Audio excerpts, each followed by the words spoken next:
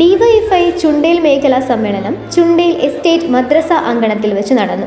ചുണ്ടേൽ മേഖലയിലെ വിവിധ ഭാഗങ്ങളിൽ നിന്നായി 100-ലധികം പ്രതിനിധികളാണ് സമ്മേളനത്തിൽ പങ്കെടുത്തത്. സമ്മേളനത്തിൽ കഴിഞ്ഞ മാസം മരണപ്പെട്ട ചുണ്ടയിലെ നിറസാന്നിധ്യവും കേരളത്തിലെ തന്നെ ആദ്യത്തെ വനിതാ ഇറച്ചി വ്യാപാരിയുമായ ഒറ്റയിൽ റുക്കിയെ അനുസ്മരിക്കുകയും സമ്മേളന നഗരിക്ക് അവരുടെ പേര് നൽകുകയും ചെയ്തു. ചുണ്ടയിലെ വിവിധ പ്രദേശങ്ങളിൽ നിന്നായി എത്തിയ പ്രതിനിധികൾ 11 മണിയോടെ പതാക ഉയർത്തുകയും 11:30 സമ്മേളന നടപടികളിലേക്ക് കടക്കുകയും ചെയ്തു.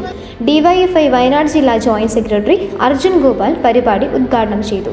CPM നേതാവും മുൻ പഞ്ചായത്ത് അംഗവുമായ കെ പ്രസാദ് പരിപാടിയുടെ സ്വാഗതം പറഞ്ഞു. പരിപാടിയിൽ ഡിവൈഎഫ്ഐ നേതാക്കളായ Noval George KM, Asif Muhammad, Rafil KM, Akhilesh തുടങ്ങിയവർ സംസാരിച്ചു. ഡിവൈഎഫ്ഐ ചുണ്ടേൽ മേഖലയുടെ പുതിയ പ്രസിഡന്റായി KM ആസിഫിനെയും സെക്രട്ടറിയായി നോയൽ ജോർജിനെയും ട്രഷററായി സുനിലിനെയും തെരഞ്ഞെടുത്തു. ന്യൂസ് 1 ചുണ്ടേൽ.